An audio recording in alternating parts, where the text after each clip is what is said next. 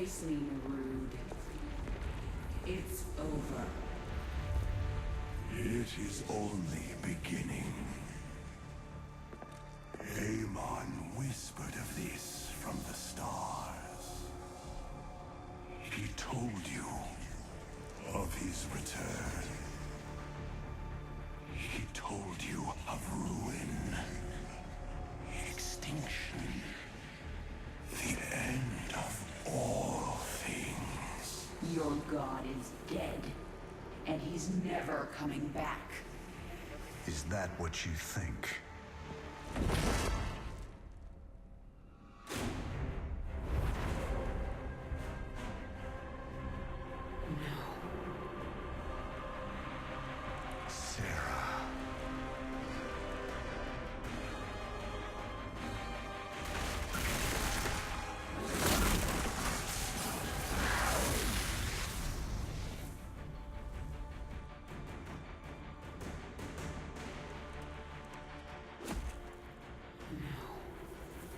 You're not here.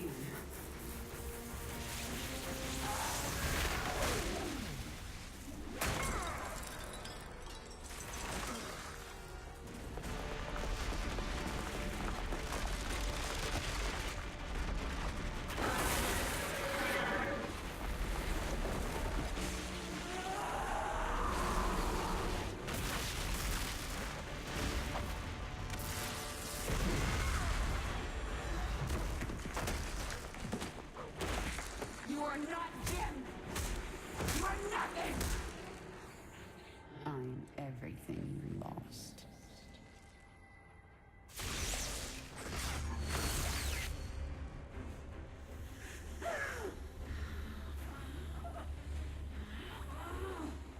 I am everything you never had.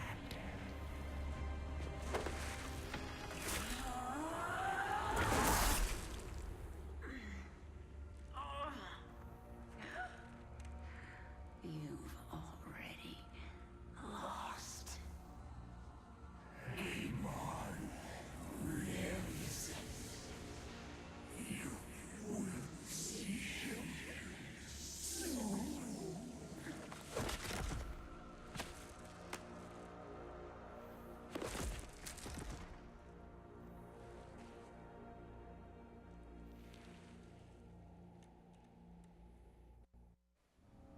Thus ends Samir Duran / Dr. Newerth. In quite a epic battle, we saw the amazing power that he has as a shapeshifter. I was waiting for him to briefly, maybe in one of those punches, turn into Samir Duran with the beret and maybe the goatee. Just once to show it. That would have been huge. It would have been huge. Well, what happened to Kerrigan? She lived. They put her in a pool to heal, and she's going to be okay. But it was quite the battle. It was quite the battle. She's still alive. I'm like, I don't even care what happened to him. Like, I just watched the Queen of Blades get stabbed. Yeah. Well, and it was great to see her wings in action, too, and how... Yeah, I know. Like, the whole time it's like, okay, there's no skin in between those. You don't fly with those. Come on. Like, yeah, she doesn't. But they were definitely very powerful. Go ahead, I thought Kevin. the dialogue there was actually really, really important to show like the true psyche and the personality, again, going back to that, of Kerrigan. She kind of, after Newerth talks or transforms into the old Sarah Kerrigan pre-infestation, he tells her, "I'm everything you lost." And that, like, she kind of takes it. She's wailing on Jim Raynor at first, and then she kind of like stops and like looks. And then after she gets stabbed, she says, "I'm everything you never had." And that was, again, just this new Kerrigan. It's very interesting. That was a great choice of words, despite what people may say about the writing of the games. That was definitely a good, nice spot for me. He was attacking her psychologically, not with emanations like a psychic, but visuals and manipulating her emotions. And he did that with the people in Brood War. And that's how good at what he was at his job. Yeah, he's a dick. He is a jerk.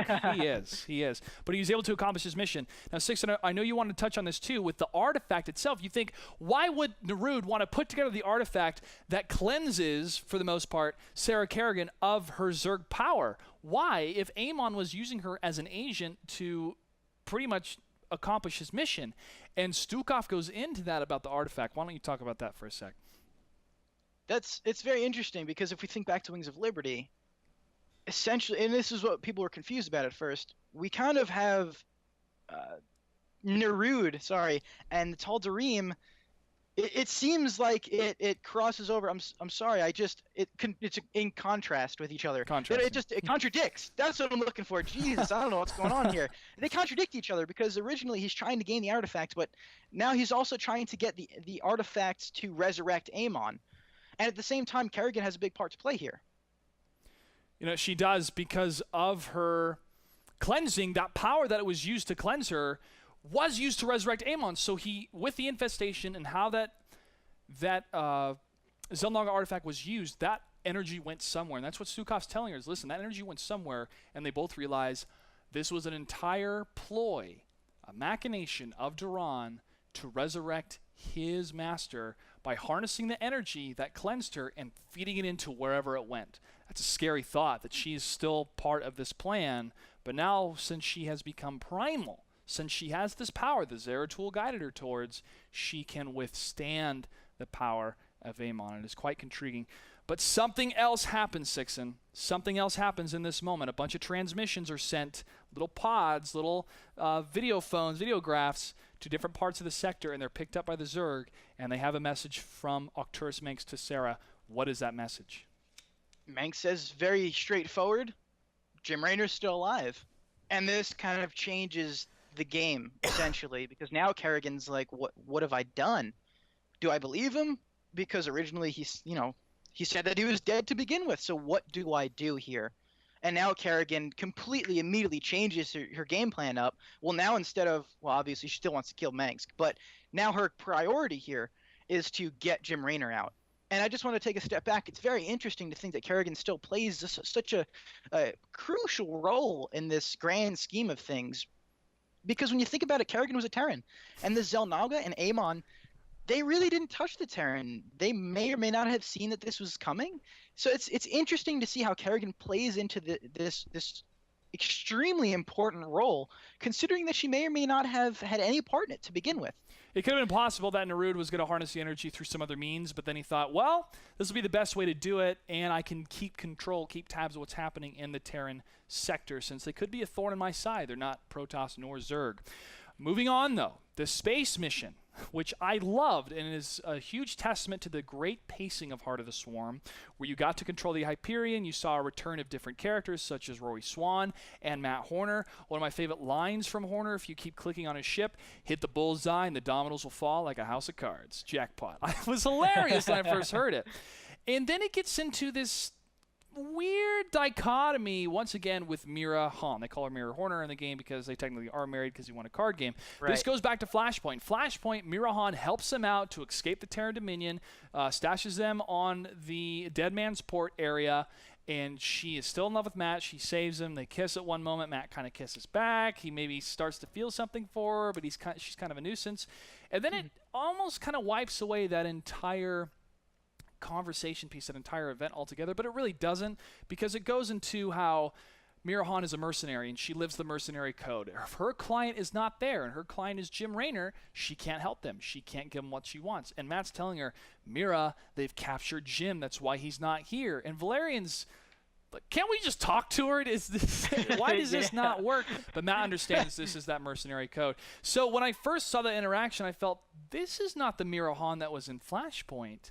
I felt kind of confused and a little bit disappointed, but Matt cleans it up a bit, saying this is the mercenary code. This is how it has to be. They have to rescue Mr. Orlan from that prison because he can crack the code in order to find where the prison ship is.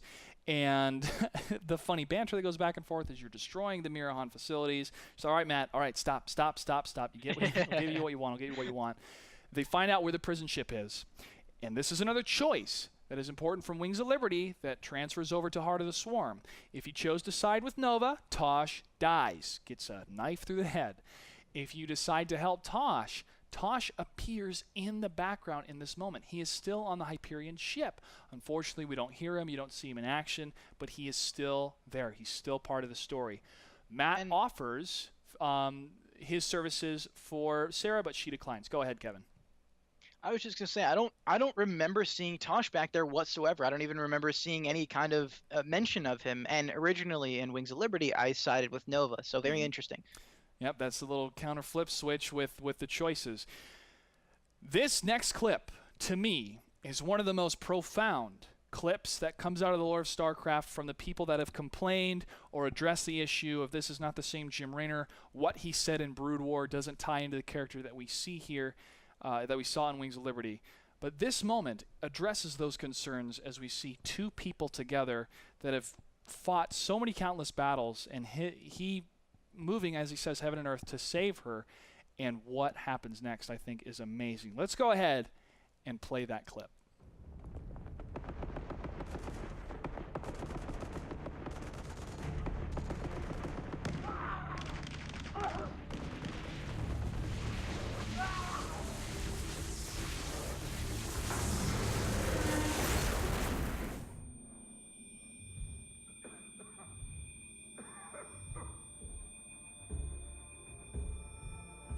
Sarah?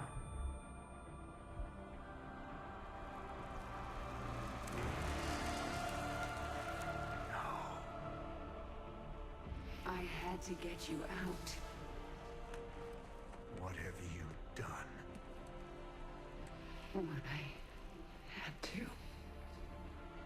Tell that to Phoenix. Tell it to the millions you butchered. You swore you'd kill the Queen of Blades. You were the only one who ever believed in me. Do you still believe in me?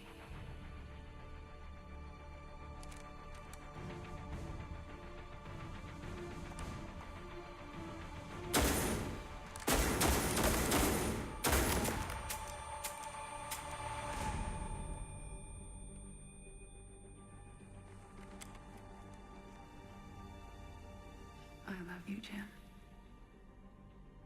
Never forget it. We're done.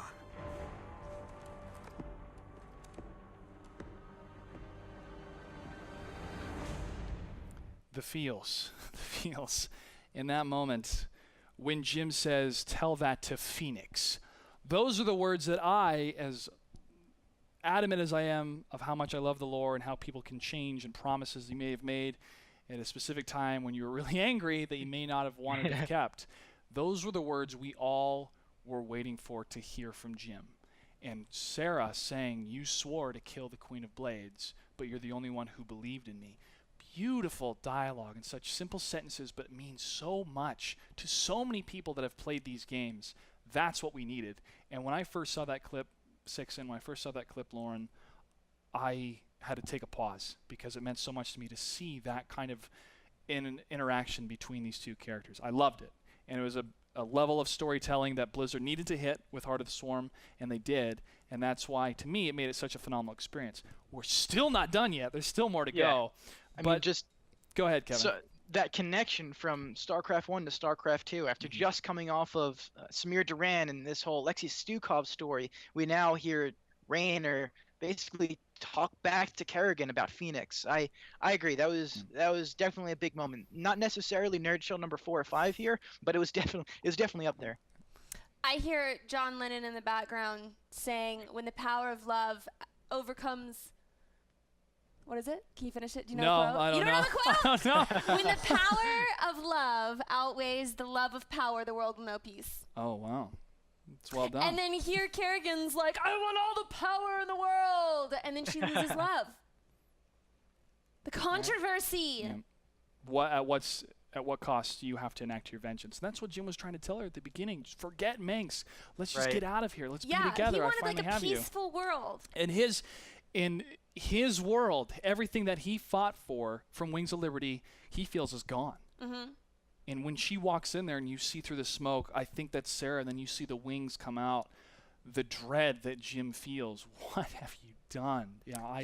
And she says, I love you. Don't forget that. We're done. He's had it. Everyone has their limits. Jim Raynor hit his limit at that moment. And to me, this is the roller coaster of storytelling we needed to happen in Heart of the Swarm. Very dynamic, very dramatic, amazing. Moving on here, there is one man to me that can only play the role of Jim Raynor, and that man is Mr. Robert Clotworthy. And we had the distinct privilege to talk with him about how he brings Jim Raynor to life. Let's see what he had to say. Only she can save us. Wait a second. You're talking about Kerrigan.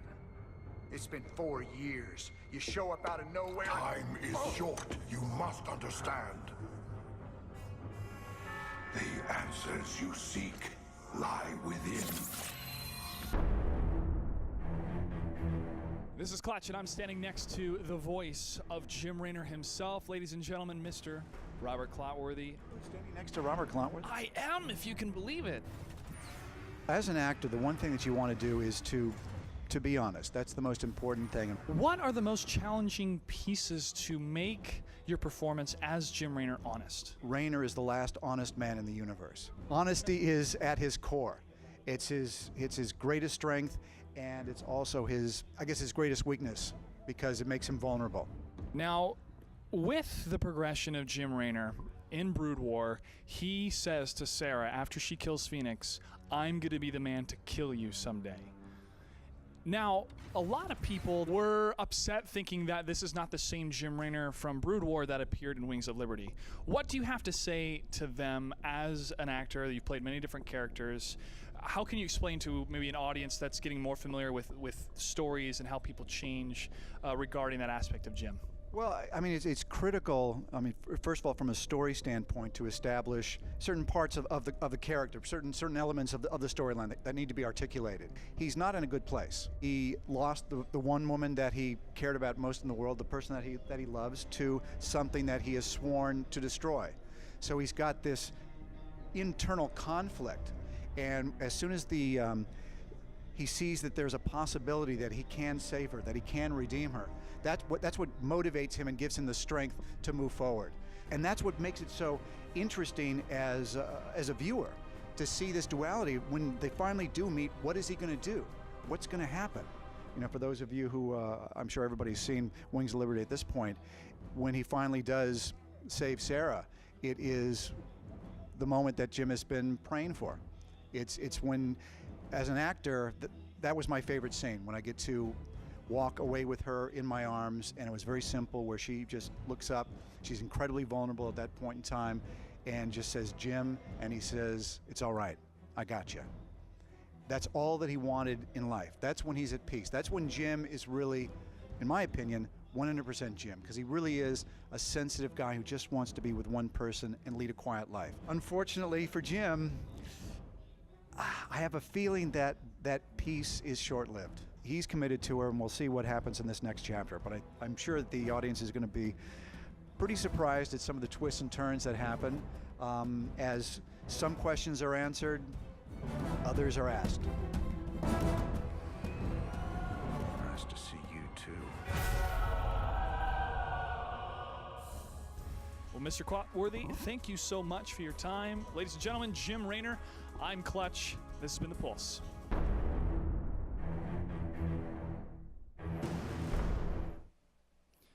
Twists and turns indeed that have happened in Heart of the Swarm so far. He was not kidding. We are going to take a quick commercial break, but when we come back, we're going to talk about the conclusion of Heart of the Swarm in Act 4, and then we're going to talk about the questions answered and the questions asked. Don't go anywhere. This is Robert Clotworthy. I'm the voice of Jim Raynor, and as Jimmy would say, you're watching The Pulse.